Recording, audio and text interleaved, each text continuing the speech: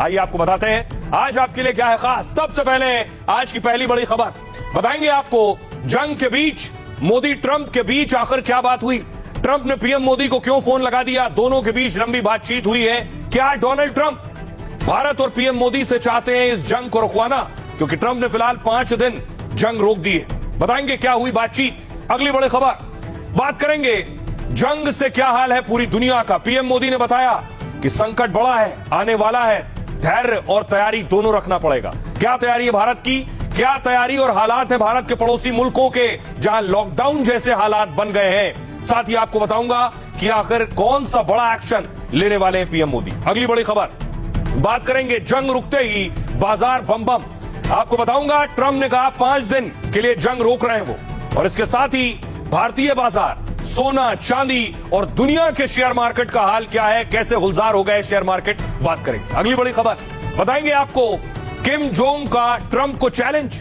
Kim Jong बता रहे हैं कि अगर आप पर हमला नहीं होना है तो उसके लिए आपके पास कौन सी वो एक चीज है जो होनी जरूरी है। पूरी दुनिया के पास वो ताकत होनी जरूरी है जो आपको जंग में ना घसीटा जाए। क्या है वो चीज आपको बताऊंगा। अगली बड़ी खबर बात करेंगे धुरंधर 2 की रिकॉर्ड तोड़ कमाई। धुरंधर रिलीज हो गई, छप्पर फाड़ कमाई हो रही है। कहां तक पहुंचा है कमाई का आंकड़ा, और साथ ही अब इस बात में कितनी सच्चाई है कि पाकिस्तान में जासूसों की खोज हो रही है धुरंधर रिलीज के बाद। इन तमाम खबरों पर करेंगे बात। आइए शुरू करें, उससे पहले हेडलाइंस।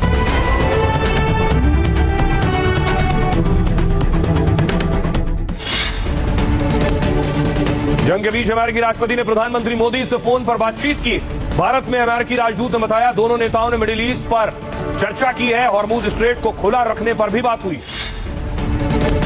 राज्यसभा में प्रधानमंत्री मोदी बोले ईरान जंग जारी रही तो गंभीर नतीजे होंगे। आने वाला वक्त देश की सबसे बड़ी परीक्षा लेगा, टीम इंडिया की तरह मिलकर काम करना होगा।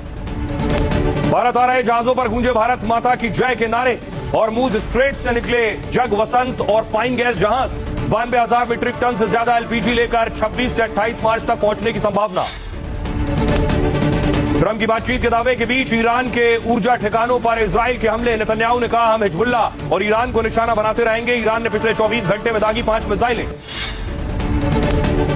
मध्य प्रदेश के उज्जैन में महाकाल मंदिर के पास गरजा बुलडोजर। बेगमबाग क्षेत्र में 16 अवैध इमारतों को किया धराशायी। कोर्ट से स्टे खारिज होने के बाद एक्शन। उत्तर कोरिया की 8वीं ताकत होने पर किम जोंग बोले परमाणु हथियार रखने का फैसला सही था। ईरान पर हमले ने हमें सच साबित किया है, जरूरत पड़ी तो हम दूसरे देशों के लिए खतरा बन सकते हैं। रोम में फ्लोइड काउंटी के ऐतिहासिक न्यायालय भवन में लगी भीषण आग। लपटों से घिरी दिखी इमारत। दमकल कर्मी आग पर काबू पाने की कोशिश करते नजर आए। दिल्ली के लिए सीएम रेखा गुप्ता ने पेश किया 1,03,700 करोड़ का बजट। पीडब्ल्यूडी के लिए करीब 6,000 करोड़ आवंटित। आम आदमी पार्टी ने बजट को जनता के साथ धोखा बताकर प्रदर्शन किया। सुप्रीम कोर्ट ने कहा महिला अफसर सेना में स्थायी कमीशन की हकदार है, इससे इनकार करना भेदभाव था। जिनकी सर्विस खत्म हुई है उन्हें भी पेंशन देने का फैसला। ईरान से जंग के बीच अमेरिका की बड़ी रिफाइनरी में विस्फोट हुआ। टेक्सास के तेल ठिकाने पर धमाके के बाद भड़की आग। इमरजेंसी लॉकडाउन लगाकर लोगों को सुरक्षित जगह भेजा गया।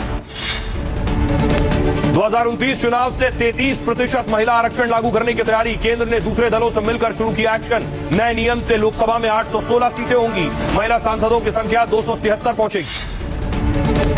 13 साल तक कोमा में रहने के बाद गाजियाबाद के हरीश राणा का दिल्ली एम्स में निधन हुआ। सुप्रीम कोर्ट से मिली थी इच्छा मृत्यु की इजाजत। हरीश के अंगदान कर परिवार ने पेश की मिसाल। गुजरात विधानसभा में समान नागरिक संहिता विधेयक पेश। गृह मंत्री हर्ष सांघवी ने यूसीसी बिल को पेश कर बताया ऐतिहासिक। इससे इसके पास होते ही सभी पर समान नियम लागू होंगे। ट्रंप के जंग पर ब्रेक लगाने वाले बयान से शेयर मार्केट में रिकवरी। सेंसेक्स 1,372 और निफ्टी में 400 अंकों की तेजी। सराफा बाजार में सोना 1,39,181 हुआ। चांदी 2,000 बढ़कर 2,23,000 रुपए किलो। राजस्थान रॉयल्स आईपीएल की सबसे महंगी टीम बनी है। 15,286 करोड़ रुपए में बिकी आरआर। भारतीय मूल के अमेरिकी बिजनेसमैन कार्ल सोमानी ने खरीदा। मशहूर रैपर बादशाह ने गुपचुप तरीके से की दूसरी शादी। पंजाबी एक्ट्रेस और मॉडल ईशा रिकी को बनाया अपनी दुल्हन। वरमाला पहनाकर फेरे लेते दोनों की तस्वीर सामने आई।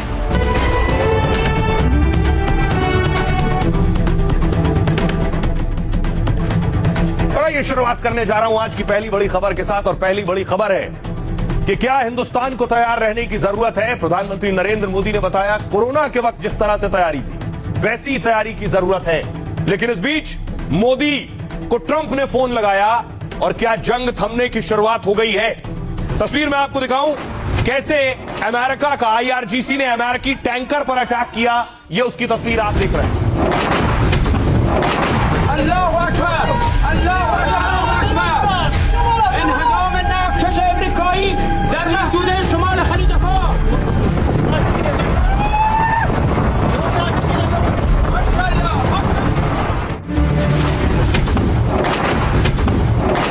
الله اکبر الله اکبر انهدام نفتش امریکایی در محدوده شمال خلیج فارس.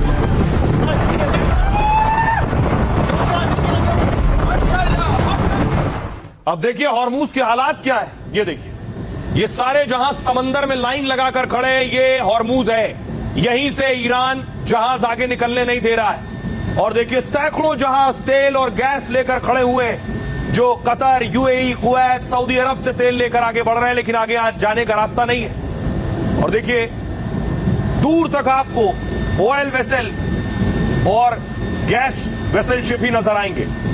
यानी जहाज आगे नहीं बढ़ पा रहे, दुनिया का तेल और गैस रुका हुआ है। ईरान ने रोक लगा रखी है और इजराइल और अमेरिका के जहाजों पर हमले कर रहा है। लेकिन इस बीच अच्छी खबर यह है कि इसी हॉर्मूज से भारत का जहाज निकल कर आया है।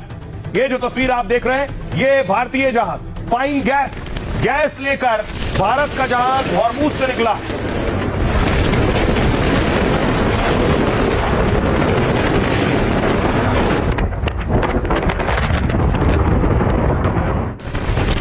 बड़ी बात यह है जब दुनिया के जहाज कतार में खड़े हैं समंदर में, कई दिनों से इंतजार कर रहे हैं, दावा इंजन बंद करके खड़े हुए हैं, उस दौर में उस जगह से भारत का जहाज निकलना ये भारत की कूटनीति की जीत ही है।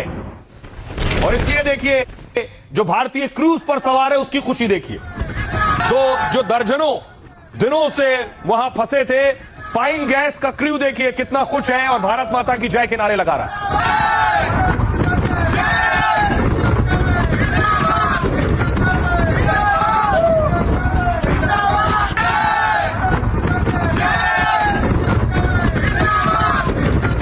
की तस्वीरें आप देख रहे हैं जो भारत के लिए गैस लेकर आ रहा है जहाज। बहुत दिनों से ये हॉर्मूज में फंसे हुए थे, इन्हें नहीं पता था कब निकल कर जाएंगे। इसमें से बहुत से क्रू पहले कह चुके हैं कि उन्होंने अपने आंखों से समंदर में मिसाइल आते और गिरते देखी है। हर वक्त मुश्किल हो रहा था, लेकिन अब भारत की कूटनीति की जीत, ताकत की जीत, जब ये निकल कर आए वहां से। दूसरी तरफ आज भारत तैयारी में जुट गया है। रक्षा मंत्री राजनाथ सिंह ने सेना अध्यक्षों के साथ आज चर्चा की है। रक्षा मंत्री के सेना अध्यक्षों संग बैठक आप देख रहे हैं। हालात क्या है, भारत कितना तैयार है, आने वाले वक्त में भारत को क्या तैयारी करनी है, इस बात का जिक्र पीएम मोदी बार बार कर रहे हैं। कल लोकसभा और आज राज्यसभा में प्रधानमंत्री मोदी ने बताया कि क्या तैयारी करनी है भारत को। हम ईरान, इजराइल और अमेरिका के साथ भी संपर्क में है। हमारा लक्ष्य डायलॉग और डिप्लोमेसी के माध्यम से क्षेत्र में शांति की बहाली का है। हमने डी एस्केलेशन और हॉर्मोज स्ट्रेट खोले जाने पर भी उनसे बात की है। वर्तमान संकट ने पूरी दुनिया की इकोनॉमी को हिला दिया है। भारत पर इसका कम से कम दुष्प्रभाव हो, इसके लिए निरंतर प्रयास किए जा रहे हैं। कहते हैं मुसीबत बड़ी आए तो जुबान कम, दिमाग ज्यादा चलाइए। पीएम मोदी ने यही किया। जंग के बीच जब दुनिया में हाहाकार मचा, जो देश बड़े बड़े दावे कर रहे थे वो लॉकडाउन जैसे हालात से गुजरने लगे, तब मोदी ने बयान से ज्यादा कूटनीति पर काम किया। शायद इसलिए अब ट्रंप भी मोदी से बात कर रहे हैं और हॉर्मूज खोलने के रास्ते पर चर्चा कर रहे हैं। आने वाले समय में ये संकट हमारे देश की बड़ी परीक्षा लेने वाला है। कोरोना के महासंकट में जरूरी चीजों की आपूर्ति टीम इंडिया के प्रयासों से ही सुनिश्चित हो पाई थी। हमें उसी भावना के साथ आगे भी काम करना है। ईरान से लेकर मिडिल ईस्ट और रूस तक से डायलॉग और डिप्लोमेसी का ऐसा रास्ता बनाया कि संकट के बीच भी भारत में तेल गैस वाले जहाज आने लगे। लेकिन मोदी को पता है कि 3 हफ्ते से चल रहे जंग ने बड़ा संकट तो ला ही दिया है, इसलिए मोदी ने तैयार रहने का निर्देश भी दे दिया है और देश को एकजुट करने का ऐलान भी कर दिया है। हमें धीरज के साथ, संयम के साथ, शांत मन से हर चुनौती का मुकाबला करना है। मैं देशवासियों से भी कहूंगा कि हमें हर चुनौती के लिए तैयार रहना ही होगा। संकट में मोदी का ध्यान और फोकस साफ है, देश को अफवाह और दहशत से बचाना है। देश में तेल संकट ना हो, इसके लिए धैर्य से दूसरे विकल्प भी अपनाना है। इस युद्ध के दुष्प्रभाव लंबे समय तक रहने की प्रबल आशंका है, लेकिन मैं देशवासियों को भरोसा देता हूं, सरकार सतर्क है, तत्पर है और पूरी गंभीरता से रणनीति बना रही है, हर निर्णय ले रही है। अब देखिए जरा भारत कितना तैयार है, ये आगे भी आपको बताऊंगा, लेकिन दुनिया का क्या हाल है। सबसे पहले आपको ऑस्ट्रेलिया लिया चलता हूं। ऑस्ट्रेलिया में देखिए गैस स्टेशन पर ताले लग गए, एक गाड़ी नहीं है क्योंकि गैस खत्म हो गई है। ऑस्ट्रेलिया का हाल है, गैस स्टेशन की तस्वीर आप देख रहे हैं।